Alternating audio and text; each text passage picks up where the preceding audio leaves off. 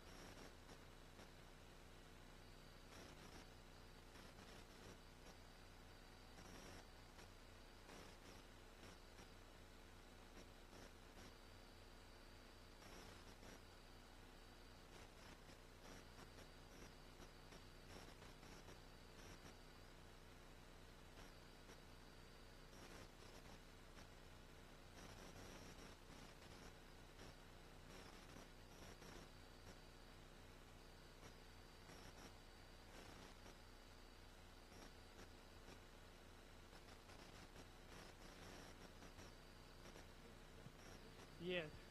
Oh.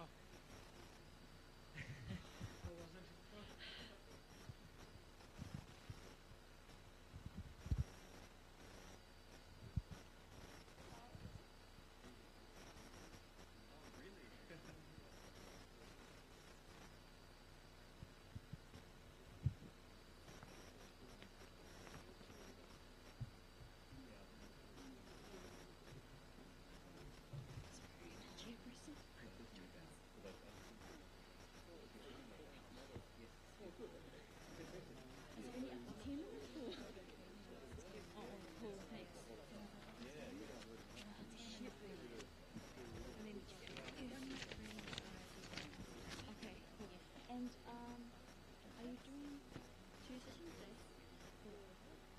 Are you ready? Okay, cool, thanks. Yes, it's just on there. This laptop is on the speaker, so.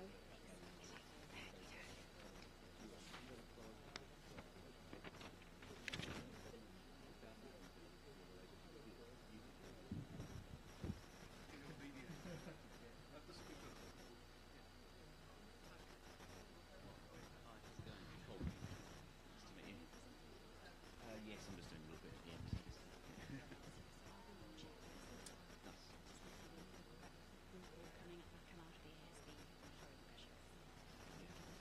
Oh, okay. Okay, fair enough.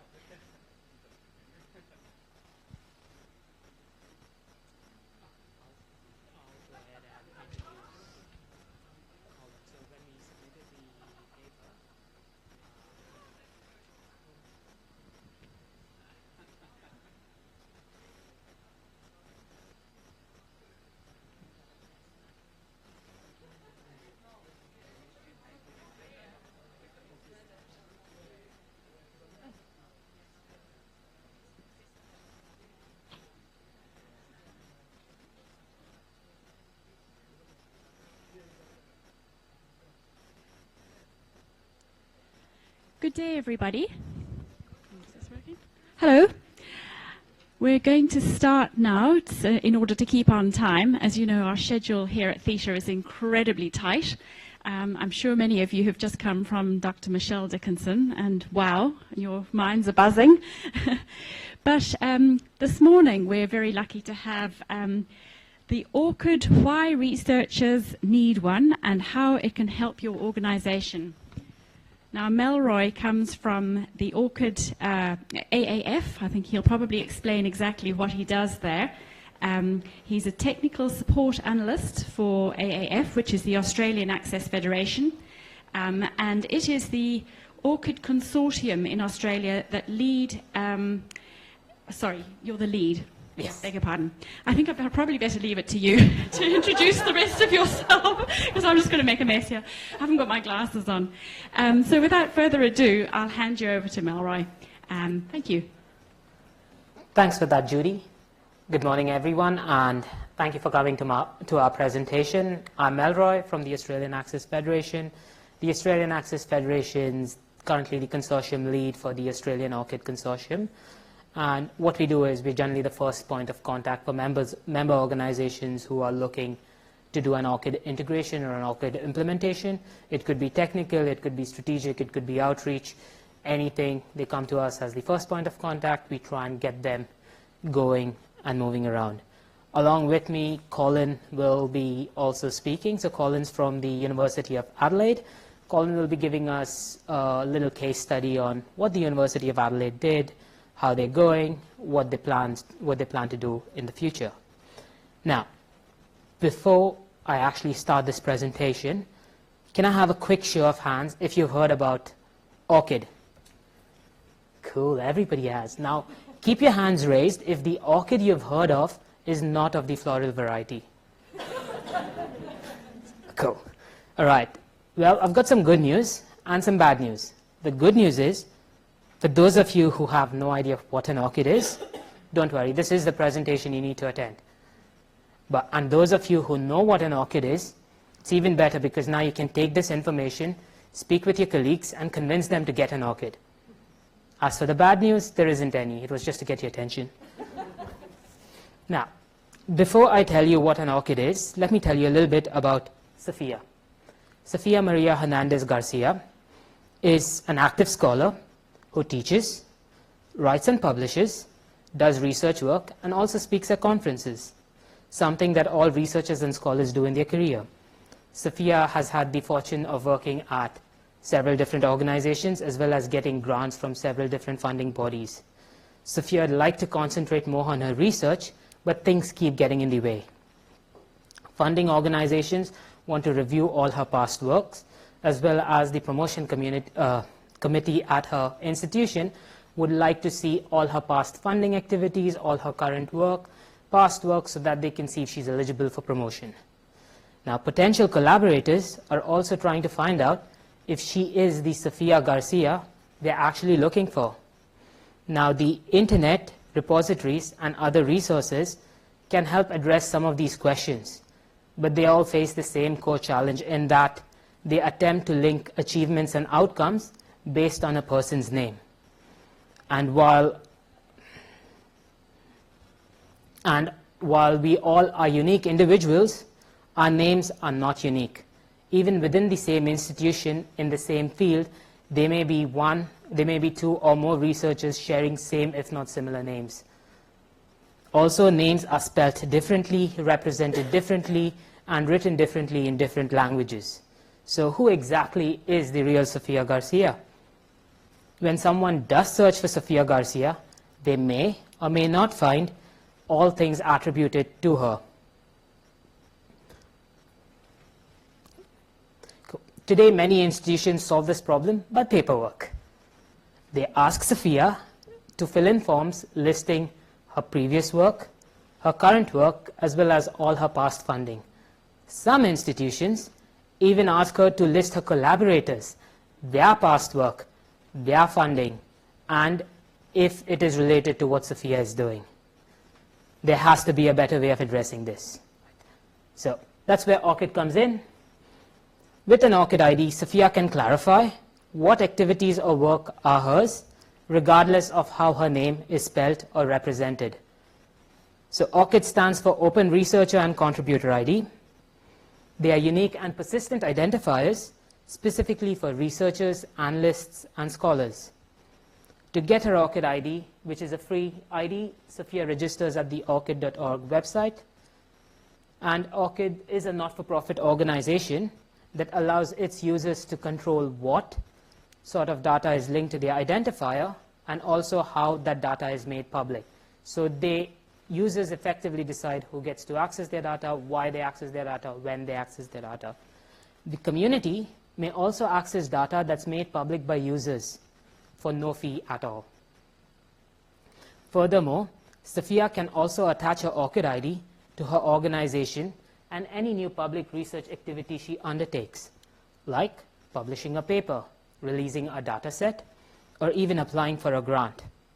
With the ID attached to her activities, it makes it easier for people, institutions, and systems to find out which activities are Sophia's, even if her name does not always appear in the same way. Now, ORCID IDs are collected and used by many organizations, including publishers, repositories, professional associations, universities, funders, and research organizations. In addition to attaching her ORCID ID to new activities, what Sophia can do is allow these organizations to read her ORCID record and get a list of her curated activities. Best of all, if Sophia leaves her organization, her ORCID ID travels with her, along with a list of all her current and past activities. She can continue to use the same ID throughout her career, even if she moves countries, changes jobs, or decides to work in a different field.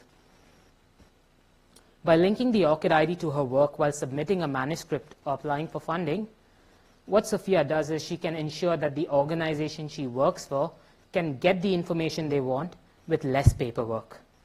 Wouldn't we all like that? Now, it also means that people will find Sophia and only her works when they search the internet with her ORCID ID. That means Sophia can spend her time concentrating on her research that matters to her the most. Now, this diagram represents the relationship between employers, publishers, as well as funders, along with the individual and how they can all interact together. It shows that how Sophia can save time while she's submitting a manuscript, even applying for promotion or applying for a funding grant. But ORCID IDs are not just only about researchers. Yes, you need a researcher to get an ORCID ID. But for this scenario to actually work, we need organizations to implement ORCID and be members. So ORCID's a not-for-profit organization that sustains itself on member organizations. And as of a few weeks ago, they've had 650 members who are ORCID members. And the breakdown by sector can be seen in that graph over there. Now, I'm assuming we've got a good cross-section of people over here who generally do a lot of research reporting. Yeah? How would it be if you had a hub that contained information about your researcher, their past activity, funding, as well as what current activities they're working on, and all you had to do was query the hub, get the information to put into your report? Wouldn't you like that? Well, that's possible, and this magic can happen only if organizations actually do an integration with ORCID. So it's not just enough for organizations to be a member of ORCID, they actually need to do an integration. It's just like me having a gym membership. I'm not going to get fit if I just have the gym membership. I really need to get up, go to the gym, work out, get fit. So yeah, this shows us the ORCID integrations by region, the number of ORCID integrations by region, and it's compared to the membership we have geographically. So it's fairly similar, or it tracks almost same, which kind of shows that, yes, the integrations are going as ORCID expected to go, but it would be great to have a lot more. So I think at last count, they had about 60% of their members who've actually had an integration. What would be ideal would be having 100% of them with an integration, but we'll get there. Now, ORCID's mantra is enter once, reuse often. And what that does is it helps reduce reporting burden on researchers and organizations. Now, to achieve integrations in a reliable, trustworthy, and transparent way, what ORCID have done is they've created the Collect and Connect program. And the Collect and Connect program covers various aspects of the ORCID integration process, as well as allows organizations to actually plan their integration. So the Collect and Connect program is where ORCID will contact each of its members who've done an integration, and then it will assess that integration, apply criteria to it, and at the end of it, award them badges. What it then does is it makes these badges available to all its other members, so that if you're a new organization who's looking at doing an ORCID integration, you can see what similar organizations have done, and you can model your implementation after them. So this is the Collect and Connect program. As displayed, this is how it generally works. But the main idea behind the Collect and Connect program is to clarify implementation goals and expectations across the sector. It increases efficiency and quality of the integration, but my favorite is it actually standardizes user expectations across the board, which means as a researcher, if I move from one institution to the other, I'll still see the exact same things. So I don't get confused and the familiarity is maintained, user experience just increases. Now, the first batch in the Collect and Connect program is the ORCID Collect badge. And the Collect badge you generally get if you have an ORCID integration that authenticates members. And the idea behind the Collect badge is to have your user verification baked in the process. For example, you have an early career academic starting at your institution. As part of the induction, you can get them to use your organization ORCID app to sign in and give you access to the ORCID ID. And that means you've got an ORCID ID that is related to your researcher, that in the future, if they go and publish manuscripts or even get funding, you'd be able to track it and report on it. So user verification is actually baked in. Then you have the display ID. Now, researchers are not going to sign up for something if they don't see it being used. They'll be like, why am I signing up for an ORCID ID if you're not going to use it? The easiest way to do it is to display the ID either on the staff profile page, researcher information system, or even against their works in your repositories. And that's when you'll get the display badge from ORCID. Then there is the Connect badge. And what the Connect badge does is actually builds trust in digital research information. For example, Colin works at the University of Adelaide. If Colin tells me he works at the University of Adelaide, I'll believe him. He is a trustworthy fellow. However, if the University of Adelaide states that Colin works for them, it carries a lot more weight because as an institution, the university is well known. And that's how it starts building trust with the assertion. Now, my favorite is the synchronized badge. Reason being because this is the one that actually reduces reporting burden between researchers and organizations. You get the synchronized badge when your systems actually talk to ORCID systems and synchronizes information between them. Thereby, if there are any changes, it's always reflected across. And it's based on the ORCID mantra of enter once, reuse often. In a nutshell, this is ORCID's Collect and Connect program. Now, what I'll do is I'm going to hand over to Colin from the University of Adelaide. As I've mentioned, University of Adelaide have been working on the ORCID integration for some time now, and Colin will tell us more about their journey. Thanks, Melroy, for that. As Melroy said, my name's Colin Gordon. I manage the research applications team within technology services at the University of Adelaide. Myself and my team became aware of, I guess, ORCID amongst the plethora of other research identification schemes out there back in probably 2014. The consortium stuff came up in 2015, and then in 2016 we were given the remit to implement ORCID at the University of Adelaide and try and work out what that meant. So I just want to give you a quick overview of that experience to date. It is a journey, though.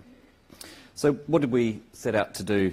I think it's worth noting that at the beginning there was a lot of confusion, skepticism, talking about ORCID and how it did fit in with those many other research identification schemes and where the value sort of proposition lied. And because of that, we took a very light approach from a technical point of view, not wanting to invest too much in building any technology that didn't do something that we didn't think was going to deliver value down the track.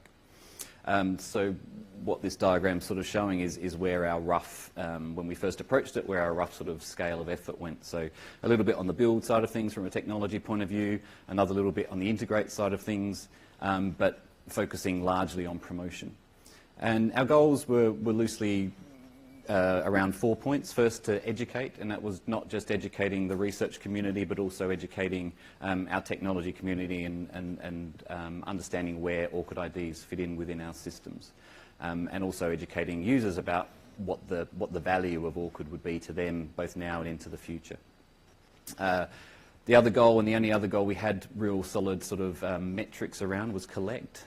We set some fairly conservative goals from the DVCR around trying to get, I think 300 to 500 was our target in 2016.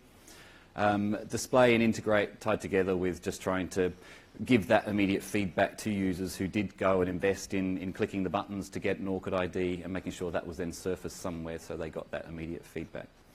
At the end of the day, I think we did acknowledge that it was going to be a long journey, and we just wanted to invest up front in building the basic foundations to, I guess, provide a flexible and robust foundation upon which we could then deploy ORCID more thoroughly in the future. So how did we go about it? In the build side, we invested a bit of development effort in providing a really simple, basic registration application. Minimal effort, low complexity, very user-friendly. Click a button if you've got an ORCID or already have an ORCID ID. Click another button if you don't yet. One would send you to the registration page. One would just send you to the authentication page. A little bit of integration in the back end of that to tie that in with our identity management system.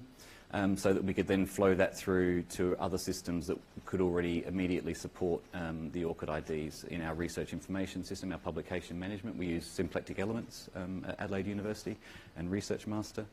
And our researcher profiles, so our public researcher profiles pages, making it visible there. The main reason for the build side was to provide a landing point that we could then use on the promotion side to direct all of our all the researchers to. There was no point in promoting something if we didn't had a bit of a mixed message about where we were going to send them. So there was a lot of decision making up front to work out, well, do we want to send them to Symplectic Elements? Do we want to send them to this registration page? Do we want to send them straight to ORCID? We decided to do our own our own registration app and then point everything to that, so we had one central channel to capture all the information. A lot of the effort, as I said, went into promotion, so working closely with our e-research colleagues in the library and our change managers and the DVCR. Identifying champions was a big thing in the faculties to get their support and buy-in to drive it. And incentivisation, so we did a couple of competitions for grants, travel grants, getting HDR students who signed up with their supervisors. If both had signed up within a certain time frame, then they went into the running to win the travel grant, and that was very, very successful. And also weaving ORCID IDs and the education around that into our training and induction programs for other systems. This slide's just a couple of artifacts from that exercise. Down the bottom left is pretty much sums up the whole ORCID registration web app. Very simple. You've got two choices. You need an ORCID ID or you have one. You click on it. You've already authenticated at this point with our internal institutional system. By authenticating with ORCID, we could then bind those two together, so we have a trusted binding with the institutional ID, staff ID, and the ORCID ID. Promotion materials on the right-hand side up there. John Williams, our DVCR operations, was very instrumental in pushing this, and some of the promo material from ORCID. Sign-ups were very good. I think the September, October was when the competition ran, and that's when we got a big spike in uptake. And I think now we're sitting at about 1,300 people with ORCID IDs, and that's about 16% of our HDRs, academics, and title holders. So just to wrap it up, I guess the key messages I wanted to share was don't underestimate interest. We weren't sure about the future, the value proposition of this, the whole what's in it for me question we thought would be hard to sell, but researchers in general, everyone understands that they're going to get value out of this eventually, so it wasn't hard to get interest. We didn't invest a lot. but it was a small bit over a long period of time. We realised that this is a slow burn and not a big bang. It's not something you can just deliver orchid on a day or in a year. There's a whole infrastructure that is growing here, and that ties in with the last point about return on investment. It will come eventually. What we're focusing on is I guess building coverage of orchid IDs across the community, but also capability and support for orchid IDs within our systems. So as all of our vendors and all the other funding agencies, publishers start to take up orchid, we're in a position to make use of that when that opportunity arises. Thank you. Any questions? Yes, sir. What about if you were either a researcher in an institution that doesn't want to have orchid for some reason, notwithstanding the obvious benefits, or if you were a freelance researcher working alone and therefore not associated with an organisation? And Can you then be part of orchid? oh yes, so ORCID's effectively free for researchers. So as long as you're doing research activity of some sort, it doesn't actually ask you to check off and tell that you're a researcher. It just goes ahead and assume that if you signed up for an ORCID ID, you're a researcher. So you do not necessarily need to belong to a particular institution. It's just that you wouldn't be able to state that as an affiliation that you belong to an institution. So yes, you can go as an individual and do it. And if you've already got papers published and you've got a DOI, you should be able to import that into your ORCID record. So that's there. I think it's important to mention that the C in orchid is collaborator. So I think we want to actually increase the scope of it's not just about the researchers, but anyone who collaborates. And I think that's something where orchids can have a lot more power because it's not specifically just researchers. Yes? You talk about 16% take rate in those Adelaide. When you break that down a little bit, you said title holders in there, for instance. Well, Yes. Title holders generally like the title. There's some advantages to title holders. If you take up some of those other things, what's your core sort of research you take up? Do you have an idea? I've got a plethora of stats I could probably dig through and share with you. Yeah, look, in the profession side, things are pretty light. Across sciences and health, it's very good. That's where the most take-up has been in the health side of things. I couldn't, off the top of my head, tell you the breakdown between the academics, HDRs, and title holders. I know HDRs are the easy target. They're the early adopters, and they're the ones that are easy to incentivise. And that's why the supervision, tying their registration with their supervisor registration, so getting them to do the legwork and push their supervisors to sign up as well was a bit of a brainwave from our DVC. Yes. Just back slightly to the earlier question, but there's Certainly when we put orchid in at the University of Auckland, we tried to find out which researchers already had an orchid. And I think to Douglas's question, we found there was like Auckland Concrete Cutters Limited had an orchid. And so there's that sort of thing that happens.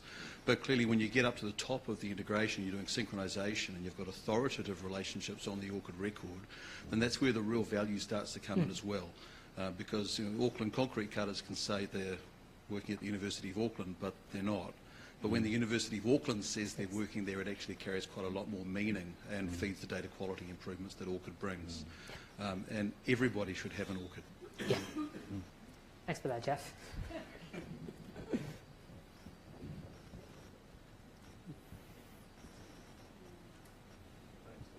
Just curious to know if orchid IDs are being shared out into places like WorldCat or into Wikipedia. I've seen that with VIAF, the Virtual International Authority files. I'm just curious to know where you share things, and do you use linked open data as well to share information? ORCID is being used, so a lot of funders generally have ORCID IDs and they share it out, and what we're trying to do, at least in Australia, is tie in ORCID IDs with a number of other research activities that are happening. So there's the research activity identifier, and the idea is if individuals have ORCID IDs and that then ties into their research activity, it also is then a part of the grant ID, and then it could also tie into the data that is published or the manuscripts that are published under those authors' names with all their ORCID IDs. So effectively, it's it would be a hub, and if researchers make that public, then what that means is institutions or even open access organizations can access it, do the analytics, look at research impact, look at research reporting, find out what it is that the researchers are doing. Is it effective, not effective, that sort of stuff. Does that answer your question? Yeah, I was just curious to know whether there's a working their way into places like WorldCat, for example. About that, I'll have to find out from ORCID, and I'll get back to you. This is more by way of comment, actually, than a question, but I'm in deal with research outputs, and just a couple of weeks ago we came across the first journal article in which there was no affiliation given by the authors. They just had their ORCID badge next to their name on their journal article. Excellent. So that's perfect, yeah. Whether they were planning on moving soon, I don't know. Was that a good journal article? Pardon? Was it a good journal article? It was okay. It was okay.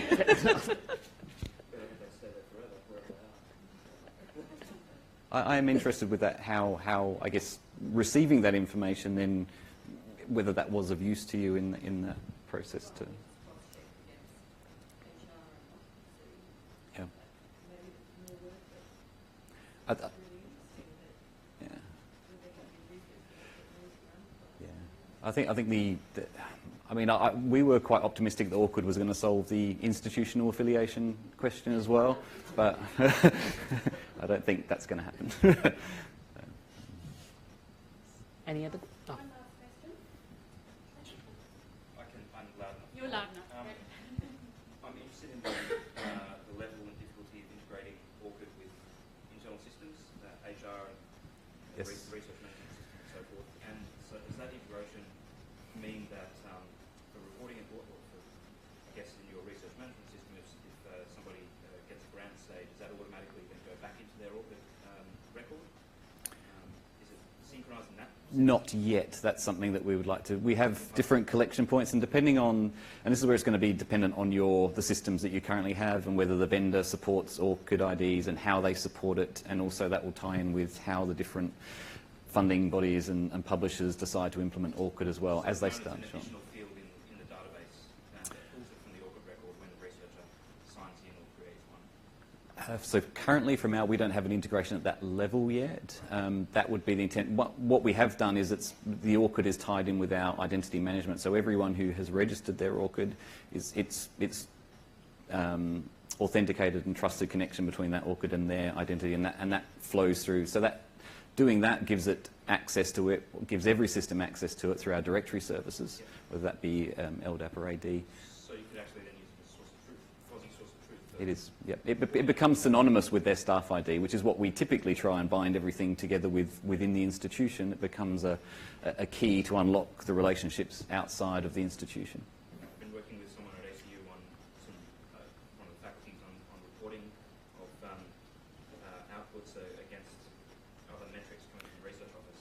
Yes. And everyone uses different names and systems, of course. There's initials, people who've got married and changed their names. Yes, yep. I said, only this system has a staff ID, or if both system has some kind of ORCID. Yep.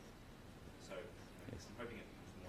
It's great that Adelaide are pushing researchers to all get ORCIDs now. Yeah, and so the next step is those external contributors that we don't have staff IDs for, because that's typically where our internal mappings fall over, because externals are hard.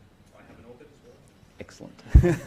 I think this is a conversation which you'll be able to carry on, because after Jim Groom's comments this morning about us all having our own domain names, Yeah. and Michelle Dickinson's comments about everything we do will be published, I think we all need an ORCID, and somehow, whether we're researchers or not, we need a unique identifier so we can be ourselves in the future.